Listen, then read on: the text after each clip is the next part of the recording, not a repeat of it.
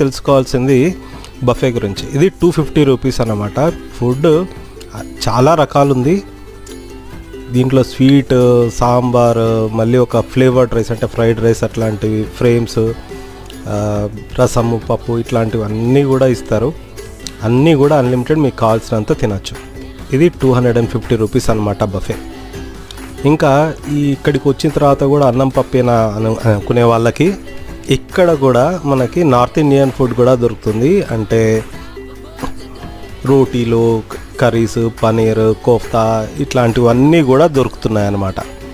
So ఇందులో ఇలాగే కాకుండా పిజ్జా, బర్గర్ ఇట్లాంటివి కూడా దొరుకుతూ ఉంటాయి.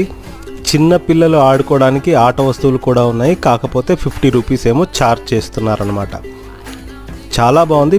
పిల్లలు మంచిగా టైంపాస్ చేసుకుంటారు, మనల్ని సతాయించారు అక్కడికి వచ్చిన తర్వాత. ఎందుకంటే ఫుడ్ తీసుకోవడం కొద్దిగా లేట్ అవుతుంది రష్ ఉన్నప్పుడు కాబట్టి.